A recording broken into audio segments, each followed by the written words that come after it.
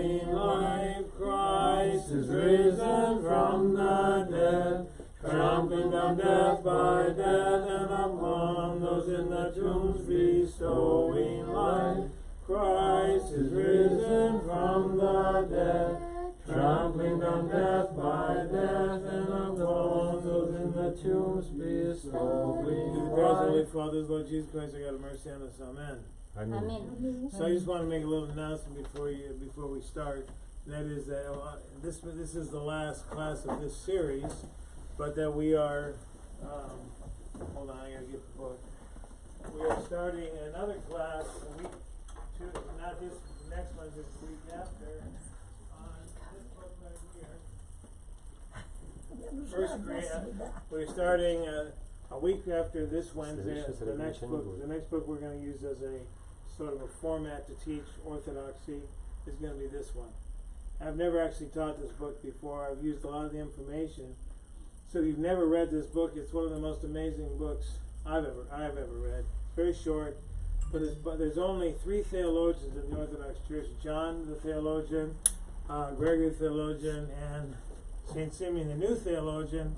And he was a theologian in the 11th century, so that's the last time there was anyone called theologian. So this book it deals with the sin of Adam directly, but also our own sin. So it's quite good. It's very different than the Brothers Karamazov. But actually, we will be ordering enough copies so everyone could purchase the book. Anyway. Well, nonetheless, the brothers were inspired by Saint John the theologian, so I think there is a connection there. So to start off, I'll try to make today's class as short as possible, given that we have more important events coming. That's not more important. I doubt it. Well, nonetheless, last time we left off at the scene of crucifixion as it is portrayed in the book, and of course, there were only 2 thieves. In Brothers, it didn't deal with the Christ; it was just dealing with 2 different ways to suffer. The good way of suffering and the bad way of suffering, which in the Bible is given to us by the 2 thieves that were crucified alongside Jesus. And in the book we have 2 brothers, Dmitri and Ivan, who represent. Dmitri is the good thief with undergoing the redemptive suffering that will allow him to be reborn, and then we have Ivan, who has a prideful suffering which led to his downfall. Well, that's where we ended, and the scene itself, this what I just talked about, took place in Book 12, and today we will mostly look at the epilogue and thus conclude our long journey that we've done so far.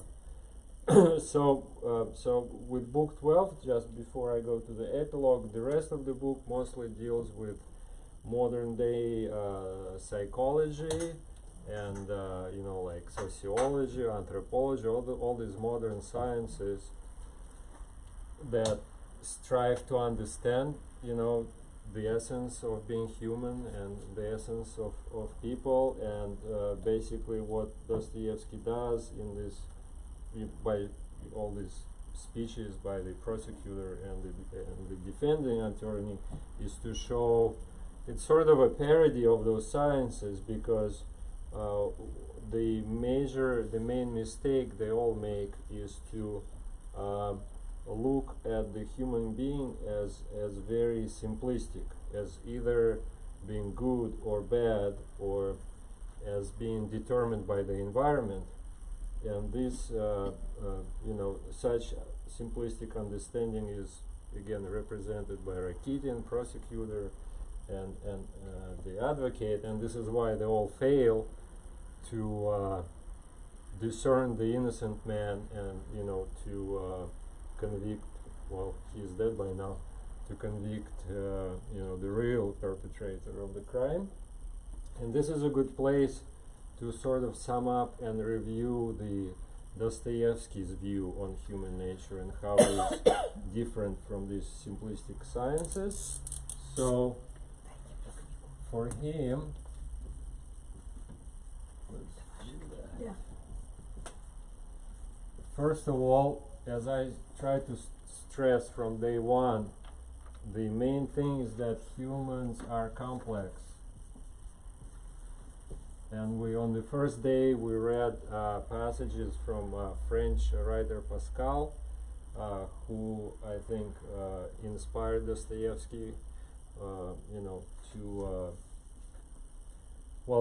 to write this book and to understand the humans the way that he did is to say that humans are neither angels nor demons, but they have both sides, and they have to understand that this complexity they will carry with them from the day they are born till the day they die.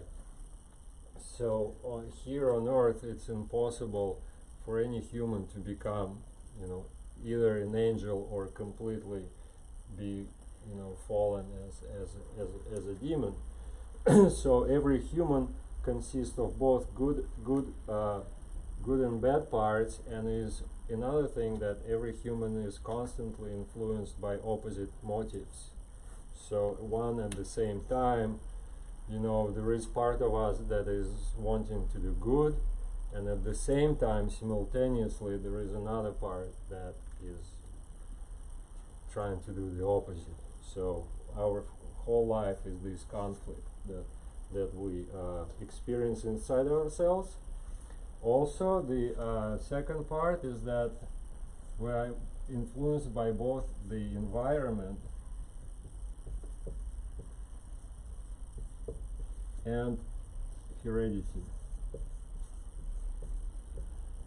So he was actually quite ahead of his time, because the main the mainstream science of the 19th century, especially French natural sciences, was that we are totally determined by the environment. That's why all these socialist and communist sort of ideas took root, because then if you say that what you are is basically this social organization around you, all you need to change is you change the society, and then every human being will be able to be good.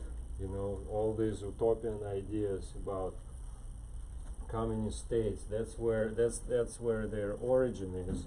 And Dostoevsky, again, we mentioned in the first lecture that the heredity principle was just discovered 10 or 15 years before he wrote his book. The Mendel's idea was just published, and he already has it here. And we, again, when in the first books, when we looked at each brother separately, and we looked how he points out which traits they inherited from their father, or from their, like the three brothers have different mothers. So how they are similar to their mothers, and how they are similar to their fathers, and what traits they inherited, and how therefore they will influence their character. But of course, environment is still also important, and especially in terms of the early childhood. That's where Dostoevsky thinks that the main events that influence our life going forward happen, and that's where it's determined. Like we will see today, that Dmitri had this experience of being baptized into Christian faith, which Alexei also had, but it was in the beginning of the book when we read about this, his mother holding him to the slanting rays of the sun. Ivan didn't have such an experience, and that's why at the crucial moment when it really mattered, he didn't tilt to the good side, as opposed to Dmitri when he was on the verge of really close to killing his father. We discussed it last time. He said something like, God's hand stopped me. And what I think really happened, and what Dostoevsky is trying to get to, is that he had this baptismal experience. He was connected to God, to this ocean of love, and this is why, he was able to stop, before doing something from which there is no way back. And then the final thing is that in our society, everybody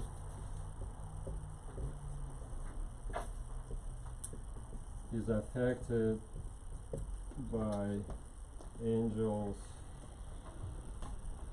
and demons, but of course, for Dostoevsky, those are not supernatural things. Those are the names, or basically those are real people, and that's the role that others play in our life, because we always have these simultaneous opposite motives. We always are on with good and bad, and then people in our life come and tilt us in one or another direction. So the famous example, the most obvious, is Rakitin, who is always pushing people to the bad side and is actually looking to influence people in the bad direction. But then Alexei, quite often, as again we read last time in book 11, when he comes and sort of saves Ivan from going mad at that particular moment, Ivan actually does call him a cherubim. And in other places, he makes this obvious reference saying that, people can play the role of demons or angels in other people's life, and therefore people themselves. So all of us, again, can have an opportunity and often act as either one of them.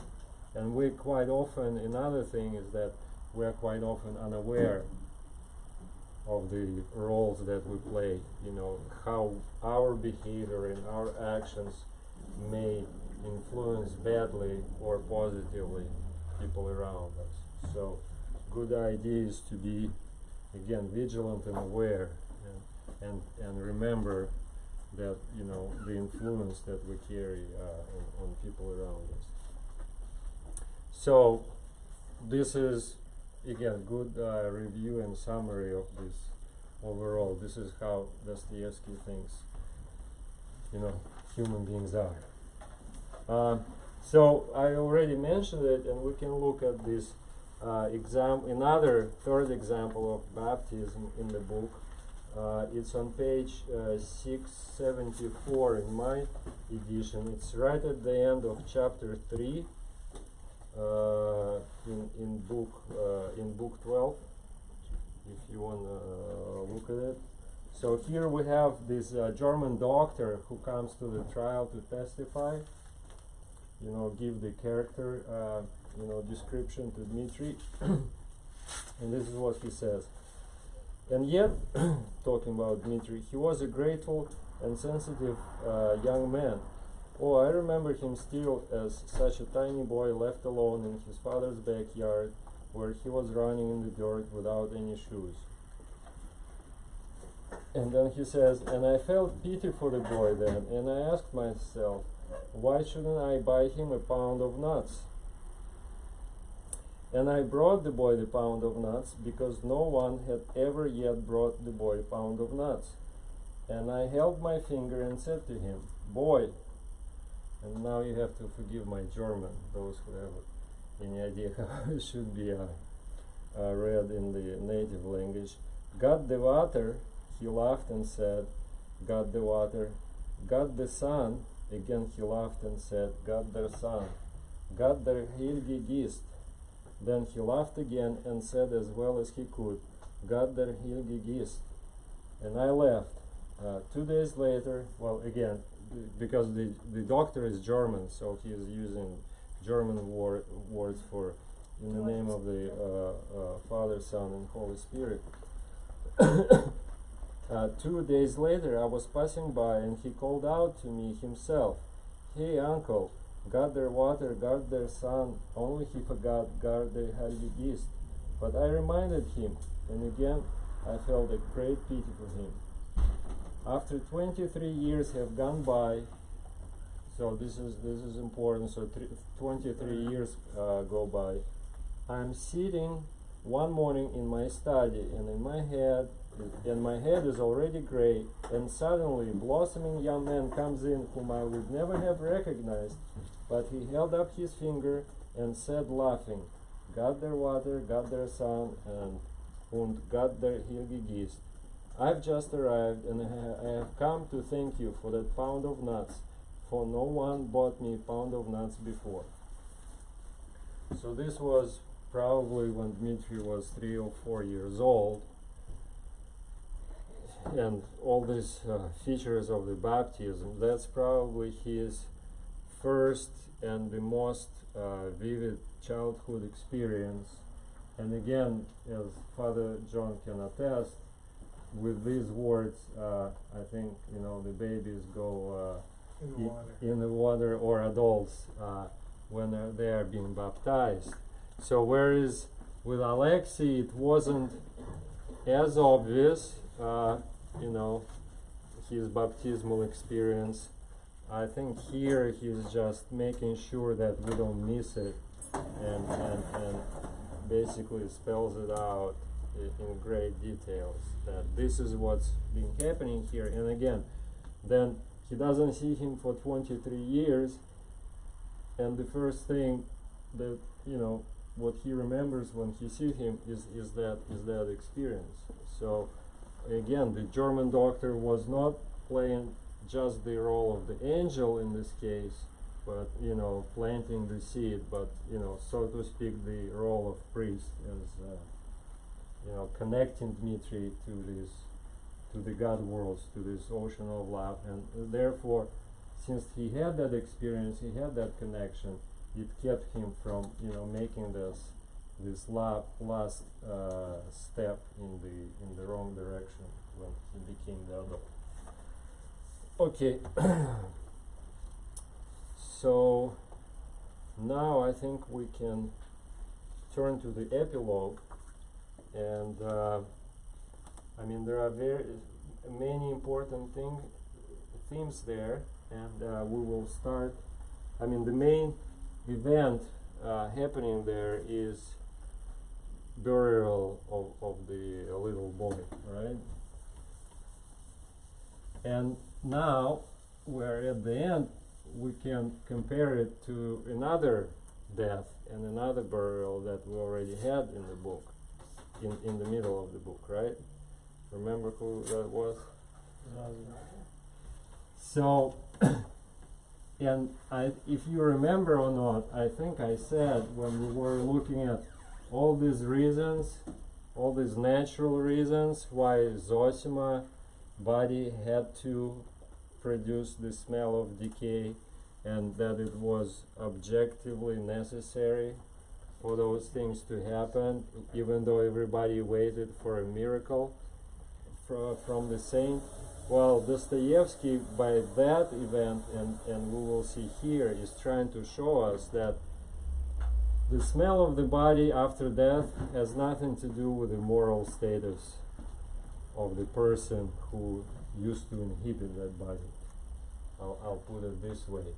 So just to remind you that with Zosima, it was end of summer, really hot day, sun was shining all day long, the body, they didn't wash the body, there were these crowds of people in the cell always coming in and out, and even right now here, I think we should ask somebody to turn on the air conditioning, because she did, because given, think about there where it was standing room only in the Zosima cell, right, in the middle of the summer, not just from the dead body, but from all those people who flocked in. We're just trying to create a sensitivity to that experience. Exactly.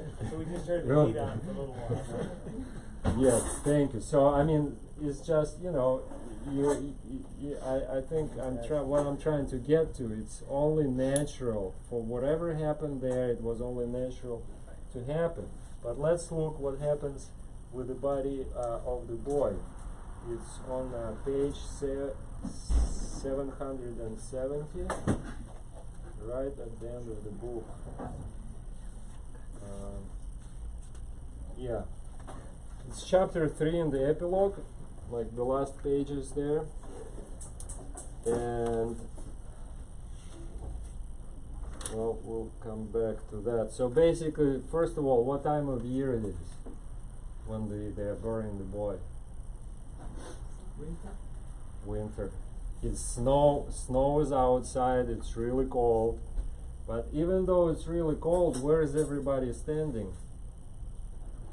On the street outside. When Alexei comes in, all the boys, the whole crowd are standing outside because, you know, they're feeling, well, of course you can imagine that, you know, the family is wailing, you know, they're ready to let go of their son and put him into the ground. So most of the people outside, it's cold. And then third thing, anybody noticed what was the smell?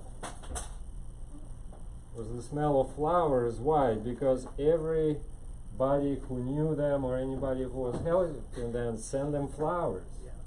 So there is a scene there that, you know, the coffin is full of flowers, the flowers are on the floor, and the father, you know, is just having these heaps of flower heads and throwing them and placing them around the boy. So what he's, and of course, you know, the boy is a boy, he's no saint, but what Dostoevsky is trying to show here is that, you know, it's just the way it is. That's how Mother Nature works. It's cold, there are a lot of flowers, there's a lot of people inside the room.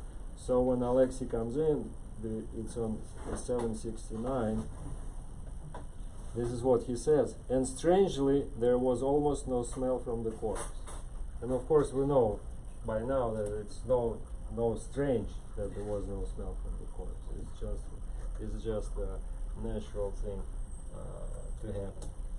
So after that, the main thing that we are being made witnesses here is founding of the Christian church.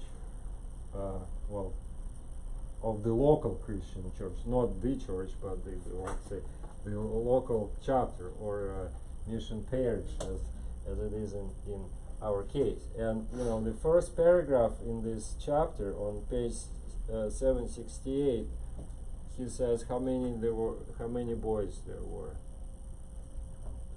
I didn't read that. Okay, so there were 12 boys, right? And given that Yes. nothing happens for by accident in this book, it already tells you, you know, so there are 12 apostles waiting. Okay, that's the first thing. Then, and of course, well, we'll get back to the homework that everybody had for today, but just as a reminder, one of the traditions or events that happens in the church that was existentialized in this book was the apostolic succession. We saw how Markel represented the first incarnation of God love when this ocean of love was given a body. That was Zosima's brother. And then we had Zosima, who represented the first monastery church of, you know, Christian history. And after that stage, when they made sense of all these things which seemed crazy and outrageous, and as a result of a brain fever in the case of Markel, then was sort of digested in the monastery. And then we have Alexei, who is sent into the world to carry the light and to carry this love. And now it's time for Alexei to found his local chapter. So he finds himself 12 little apostles, and where then at what place everything then happens, like a landmark, or everything happens at the stone, right? So of course there is double meaning here, because we have Peter the stone, who was the foundation of the church. So here everything happens in the stone. But the stone in epilogue also was supposed to be the burial place for the little boy, right? That's where he wanted to be buried, but it was sort of unconventional, and then they had a woman who paid for burial at the monastery near near the church. Well, anyway, other than Peter being the foundation, on this stone I will build my church. Also, imagine if he were to be buried there, and if we would give him a role of a Christian martyr, then the second meaning of the stone would be an altar, because as Father John explained to me once, that every altar has relics of the martyrs. Am I right to say that? Mm-hmm. So every altar is founded on the relics of the martyr.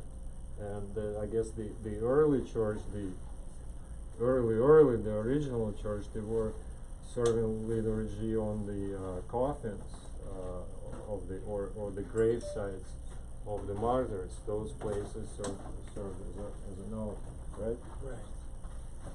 Okay, and so if you want to reference it in the book, it's on page 774, where a lot of important things happen. And of course, one of the boys says, "Here is Ilyusha's stone, the one they wanted to bury him under." And then the whole speech starts with Alexei saying, "Let us agree here by Ilyusha's stone that we will never forget." And I will talk about what he's talking about here. And again, another good opportunity to go back and review the book in general. This is a contrast with the Great Inquisitor story, where we had the antimony. Basically, the conflict between two views. The Grand Inquisitor was arguing for a big universal church, sort of the Roman Catholic structure, which is supposed to encompass the whole earth under the guidance of the supreme leader. And Jesus' figure in the Grand Inquisitor, who represented, as I remind you, the Protestant view, was going for a very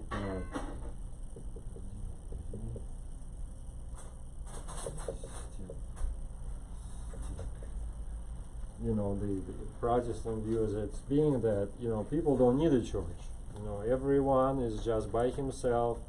The only relationship you need, the only communion you need, is you and God, and this is it. You don't need a church. So what we have here is the Dostoevsky understanding of the Orthodox view, which is in between those two. That we have in most of the cases, each country or each locale has its own sort of the Greek, the Russian, the Bulgarian, the Ukrainian now local churches, and then going all the way down to a small little village, we come to a place where people are united together by some experience, some very important experience that they share, which is in the case that we will read in the book. So it's I would say it's sort of like a balance in between these two extreme views. So here we have a group of people bound together by common living experience, and in other words, for Dostoevsky uses for that some holy and eternal memory. And what is happening in this whole scene at the stone when Alexei is giving the speech, and this is how I think Dostoevsky is sort of trying to portray how the Christianity is spreading or taking over and influencing the world. It's like a mood at a party, the one that we're about to have. When somebody half an hour later walks in who wasn't here at the start, and everybody is already, this joyful and happy to congratulate Tamara on her birthday, and so on. So immediately the person who walks in, the moods can be contagious. So immediately somebody who walks in, will catch that mood and will partake of that mood, and maybe even carry it with him or with her home afterwards. So this is why he compares this Christian love to this sort of, not the virus, but the mood which you can catch and you can spread, and which is contagious. And in a sense, you cannot touch it, so you can say, oh, it's subjective. But again, the mood at a party is a very objective thing. You can come in at a party and say, well, that wasn't, very happy, people weren't really excited. And that would be objective, right? Or then you get, oh, this was the best party ever, and, most likely it will be an objective opinion.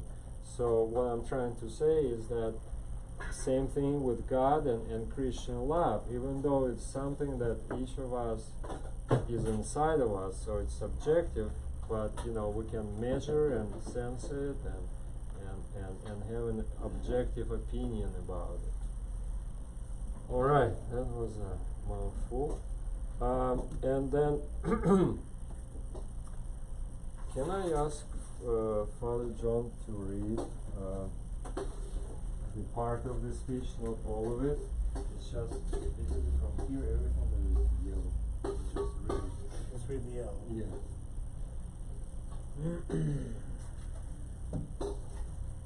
Let us never forget how good we once felt here, all together, united by such good and kind feelings as made us too for the time that we loved the poor boy, perhaps better than we actually are. You must know that there is nothing higher or stronger or sounder or more useful afterwards in life than some good memory, especially a memory from childhood, from the parental home. You hear a lot said about your education, yet some such beautiful, sacred memory preserved from childhood is perhaps the best education. If a man stores up many such memories to take into life, then he is saved for his whole life. And even if only one good memory remains with us in our hearts, that alone may serve someday for our salvation. Let us never forget him, and may his memory be eternal and good in our hearts now and to the ages of ages. Amen. Amen. So one thing we have to deal with here is this, this holy and eternal memory.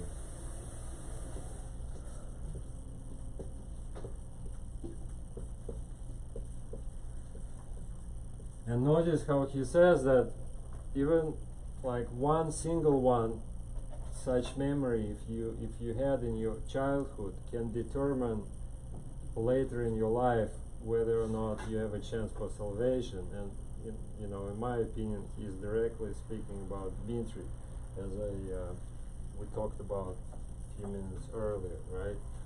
And his experience of baptism. So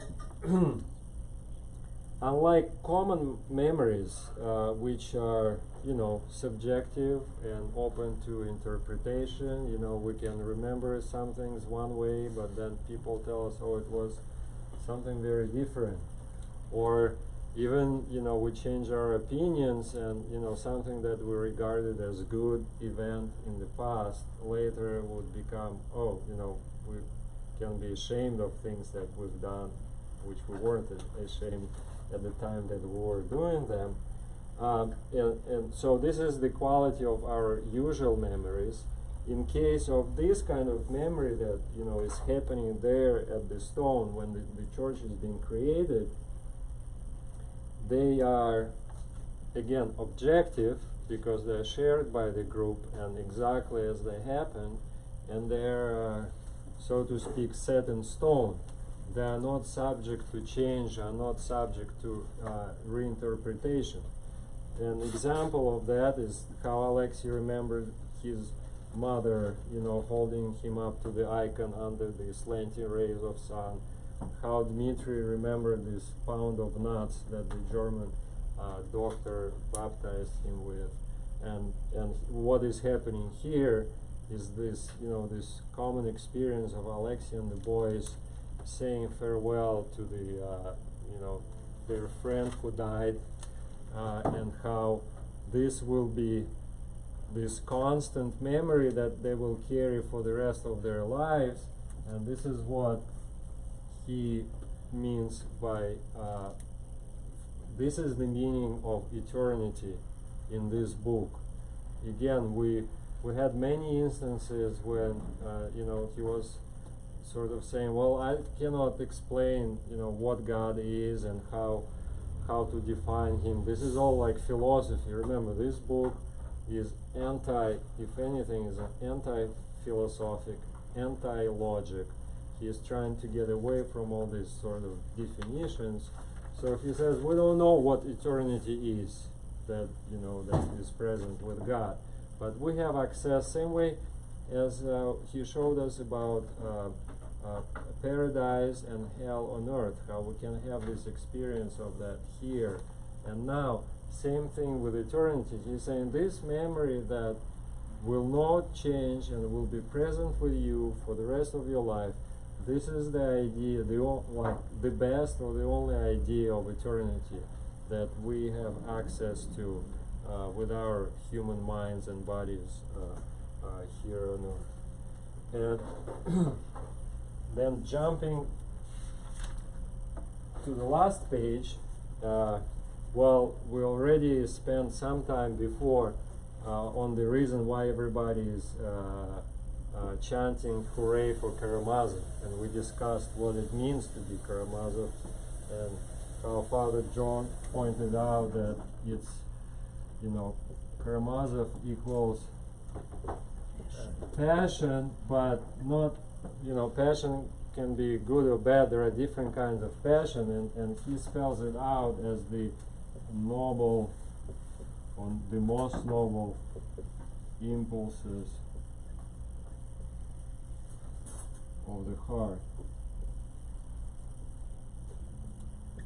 So again, this is opposed to the reason and logic. And remember, with Ivan, the only good thing he ever did throughout the book and in his life happened when he acted out of impulse and when he could feel something physical. For the rest of the time, he is thinking, he's the philosopher, he's the rational guy, and everything else he does is a disaster. So this is why, Dostoevsky thinks this is the quality that they share, and we should all also partake in, and this is the quality that is essential to being a good Christian, that you don't over-rationalize, but you seize the moment to do the good thing, right there and now. You don't say, well, next year during Lent I'll do. Yes, Father. So so when the defense attorney was laying out his whole thing about Dmitri, that's when he went to the idea that because a person even has tendencies towards a particular thing, doesn't mean that he's not capable of a noble act. Mm-hmm. And so we can't say that Dmitri wasn't capable of a noble act, Mm-hmm. because the logic Mm-hmm. would have said that he wasn't. Mm-hmm. That he was, it was very one-sided. The prosecutor was like that other side. So. Yeah, and remember how when they arrested him, there was, and then it came out that he was holding this 1,500 rubles hiding, on his neck, and was saying to them, "Oh, this is very ignoble. I was ashamed of that thing." But they all say, "Oh, this is a very moral thing to do. You just calculated that you might need the money later, so you hid them." And they were like, why are you ashamed of that? Why is it is a bad thing? So again, this is why the last line in the book, hooray for Karamazov, this is what they're hailing. They're hailing this passion to do the good thing here and now, without thinking and rationalizing, because again, the reason can be a slave of passion, and then you can use that reason to justify a lot of things which are not good. Therefore, your reason should be guided by this passion to love, with this Christian agape love. That's one thing, and another thing, after which I can, again, just finish by reminding you the three main themes of the book, and it's present here on the last page, where this is what Alexei says about the pancakes. So it's next to the last paragraph. Well, now let's end our speeches and go to his memorial dinner. Don't be disturbed that we'll be eating pancakes. It's an ancient, eternal thing, and there is good in that too, laughed Alyosha. Again, one of the main themes throughout the whole book is how to discern where is true Christianity and where are these pagan influences which corrupt it. And we talked a lot, and the book is all about that the essence is the internal state from which you act, and internal state that you are in is more important than the external actions that you perform. This is, if there is anything, this is it. This sentence is the essence of this book. So then what he is trying to sort of fight against throughout all these pages is where people carry external acts without internal involvement and still call it Christianity, and then we have a lot of we have a big danger to fall into following rituals, which then will turn all our action into not Christianity but pagan influence. So what we have here, of course, eating pancakes after the memorial service wasn't what the apostles did, of course, or the Christmas tree that we decorate on Christmas isn't what the early church did on that day, and certain things like that. They are brought into our tradition from the old pagan world that existed before Christ came and enlightened us. But what Alexei is saying here is that, okay, so we got this eternal memory, we do this, we love each other and we act out of this Christian love, and if we carry this on to this memorial dinner, and this is the state that we eat those pancakes in, being present in that state of the Christian love, then it's a good thing, and regardless of the fact that it's brought from like folk tradition or something else. So Christianity has a way to illumine and enlighten the pagan things that are present in our lives, but you have to be on guard for falling just into ritual and forgetting the part that what matters is your internal state. So that's the sort of the highlight of that theme. And to summarize, before we go to the homework, which is done only by one student, but we'll have all the fun with her. Three big things that Dostoevsky tried to do here is first one was to defend Christianity. Oh, yeah.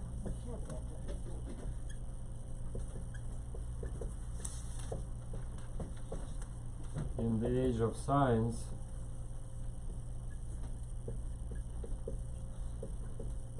And I will not go into details. This is more of like a summary and a reminder of what we did for the past 3 months, I think. Well, longer than expected anyway.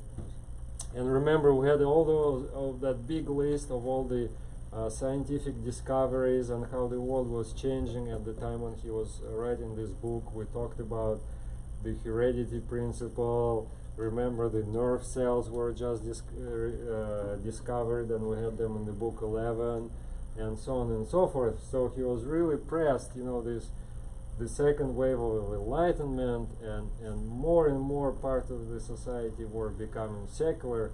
In Europe, it was already underway, and it was starting to spread to Russia. So what he had to do, and especially it was widespread, this secular tendency was widespread among intellectuals, the nobility, the higher classes of the society. So what he tried to do with this book is to say, even in the age of science, Christianity is still valid. And there were many instances that we went through how he was proving that. No laws of chemistry, or without breaking any laws of chemistry and physics, you can still have the main doctrine, the main essence, and all the aspects of Christianity are still valid. The second thing, we just talked about it, I guess purifying.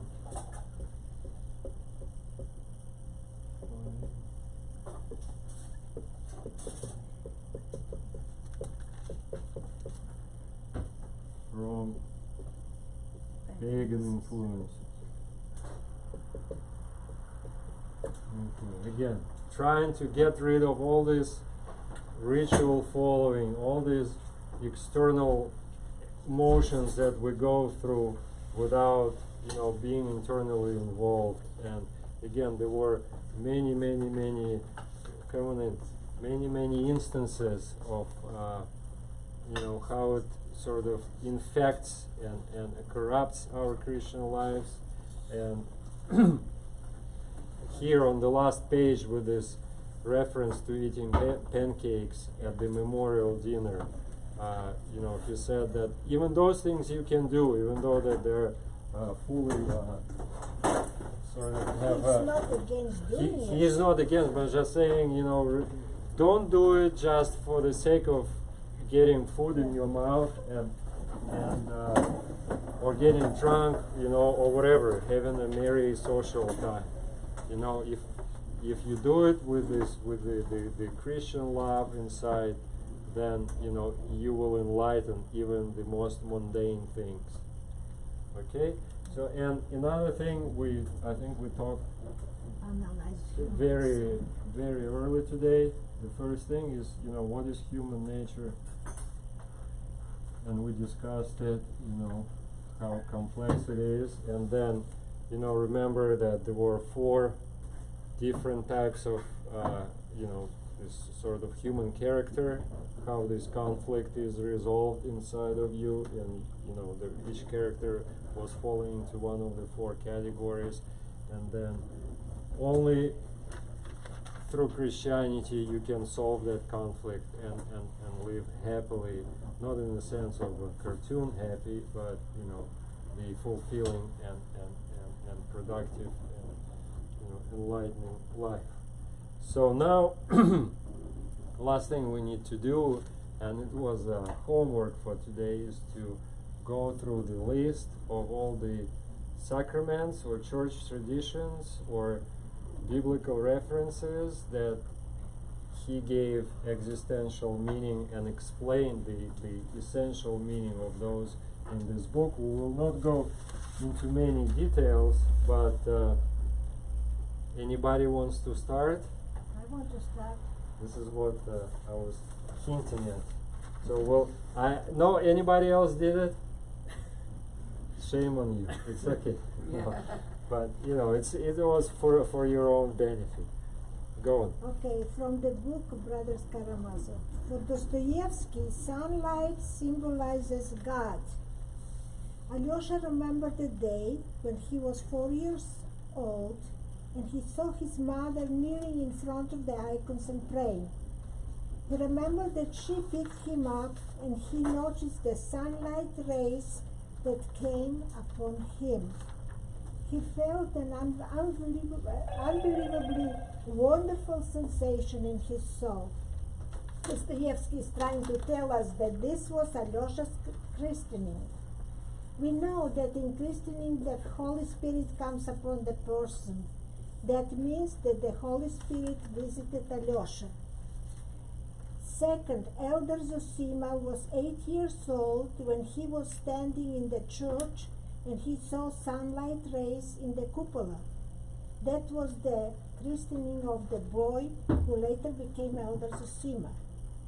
Can I interrupt you? And I think this scene at the stone, this founding of the church, you could consider it as being baptism of those 12 boys, the sort of receiving the same impulse that Zosim or Alexei or Dmitri received in their childhood. Mm-hmm. There was a christening of Dmitri with sunlight rays also. Mm-hmm. Okay. Or a pound of nuts. Now, I would like to explain why Dostoevsky was always telling us about sunlight rays as if they symbolize God. After Dostoevsky realized that he would not be executed, he witnessed the rays of sunlight and felt one with the universe and with God. Thank you very much. I think, where did you get this last thing from that book that you gave me? Nice. Well, again, if you are not familiar, you can think, I mean, it's not an obsession, but you see this recurrent scene throughout the book where he is talking about not just the rays of light, but the slanting rays of the setting sun. It comes in like five or six different scenes. Well, kind of in a quiet way, the idea that Christ said, I am the light of the world. And it's just important. And again, it's basically only in the evening when it's not coming up directly but from a low angle, especially in a dusty room. All of a sudden you can see the actual rays. It's not just the light, but you can see the rays penetrating. So it also sort of, the God is being revealed in certain instances. So okay, first we started with baptism, and I can continue with another one, which was confession. And of course there were certain chapters, directly named, and sort of pay attention. We're talking about confession here when Dmitri was talking to Alexei, but then also there was a whole big section in the mysterious visitor, and what him confessing to Zosima and then having to come up open and confess to the rest of the world of the murder that he committed. Anybody wants to just call them out from? There's also the scenes where Katya confesses at the end, Mm-hmm. and Petrushchenko confesses. Mm-hmm. And they ask forgiveness at the end. Well, at least attempting to, and that's something you do at the end of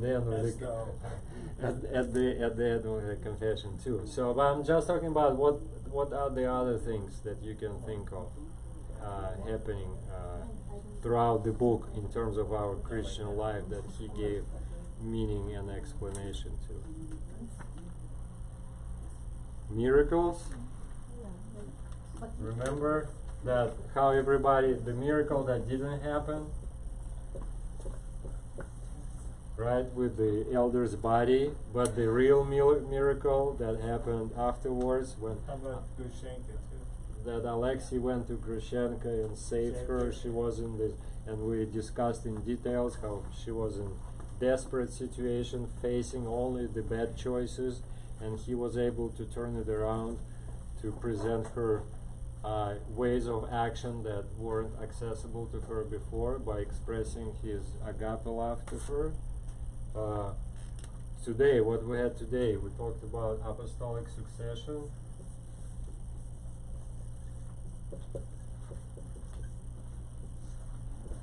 And if you remember, we had a scene of bishop being ordinated, right? When Alexei comes back and they're reading the gospel, the Zosima is dead, and he has this dream where he's on the knees and Zosima is staying over him and says, you know, rise up, you know, can't you see the sun, you know, the sun, S-U-N, and sort of takes him by the shoulder, and that's very close to what is happening when the bishops are being ordained, and we talked about all this succession from Christ, who is represented in the book by Markel, the first incarnation of love, where love receives a body, then through Zosima to Alexei and to the boys, and everywhere you have this direct connection from one link of the chain to another. Right? Also, mysterious visitor, and Markel was talking about it too, the paradise and hell, accessible to us here during our normal lives, and that it's actually the paradise is around us. And you remember the church father that he was basically taking it directly from Saint Isaac the Syrian. Yeah. And anybody remembers what book was on the table of the stinker when Ivan was talking to him, where he hid the 3,000 rubles? Homilies of the Saint Isaac the Syrian.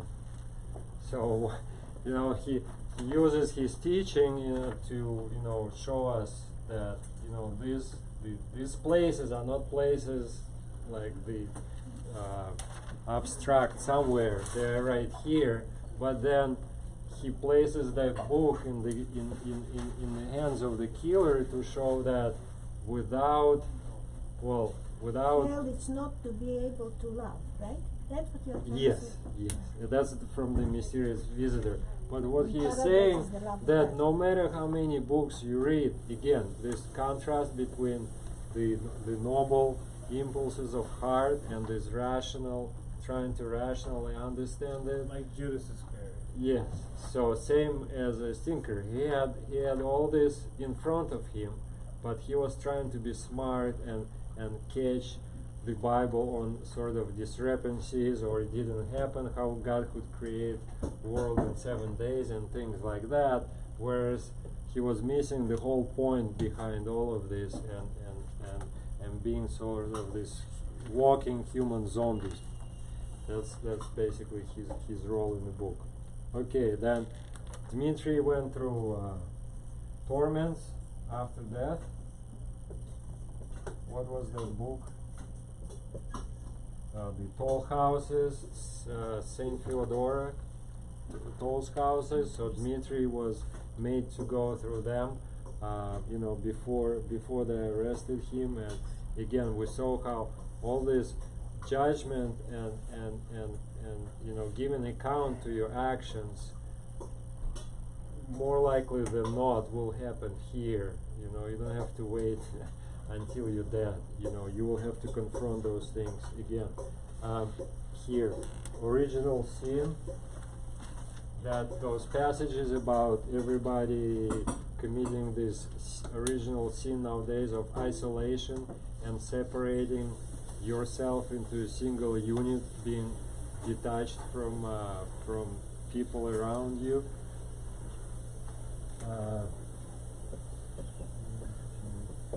I want to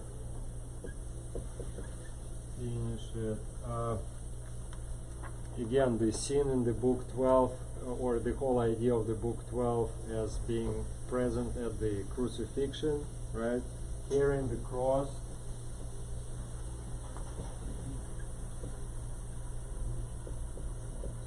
And how there is a good way to carry the cross and the bad way to carry the cross, and these two thieves that were crucified alongside our Lord Jesus Christ, you know, and then you have a choice of going through suffering either as a good thief and have a chance at salvation, or, you know, basically blow your chance and suffer in a destructive way, and therefore contributing to your own downfall. Again, angels and demons. I have space. Angels and demons. And how people play their roles. Wouldn't you say that the prosecutor was in fact like Judas and like Pontius Pilate? Yeah, very legalistic, so to speak. Like, again. Here's the king that I couldn't hardly stand to read that part. So. Well, again, as I mentioned today, for him it was basically a parody. So what he was trying to show is sort of that, how futile and how far from reality are all those, psychological exercises that view human beings as, these sort of simplistic machines even. Right. Which was that are predetermined to act only in a certain way, which have only one kind of motives, completely missing the point of the real human nature. Anything else I missed? There is one episode that I thought of. In Epilogue, there is a scene when Dmitri is sick. He got sick and he is in a hospital and he has horrible headache and he has his head is wrapped in a rag soaked in water and vinegar. And I think this, isn't it some sort of reference to Jesus being also fed vinegar when he was on the cross? And the same thing, remember when Ivan was testifying and before he started barking and gone mad, when his last words were, give me water for Christ's sake. And again, we were but we talked about how, it's sort of he is perverting the crucifixion, so he went to suffer, but out of his pride and arrogance, without admitting that he is implicated in his father's death. To himself, he wanted to save his brother and just to say to everyone, well, I'm guilty of my father's death. But inside, of course, he thought that he was clean and noble and pure. And that's why, the suffering he had to go through didn't benefit him, but actually made him go mad. So yes, we have that. Well, again, we had the founding of the church, the Christian community, how it is formed on the last pages. The altar, and I'm sure there are many more, but this is whatever I was able to think of myself, and this is what I have space here. And the point of this was to show that how many things that we think is just limited to our church life, that they're present in our daily life outside of the church, and how our whole life is infused with them. And we shouldn't think of our lives as being like two separate parts, one here and praying, and another the rest of our lives. All those things are connected and are one and the same. And on this we can end and start the celebration of our dear Tamara, who is by far the best student in the class. No, I mean, this is a serious.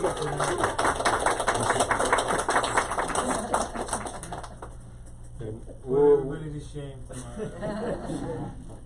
No.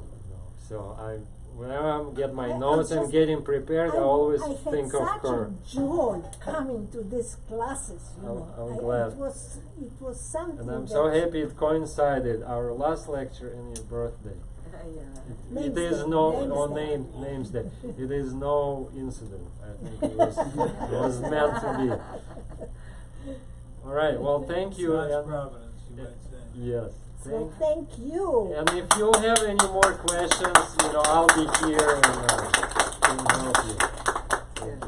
All right. Christ is risen from the dead, trampling down death by death, and upon those in the tombs bestowing life. Christos воскресе из мертвых, смертью смерть поправ, Ісущим огромных живот даровав. Christ is risen from the dead, trampling down death by death, and upon those in the tombs restoring life. Christ is risen. In truth he is Христос risen. воскрес. Воистину воскрес. Christ is risen. In truth he is risen.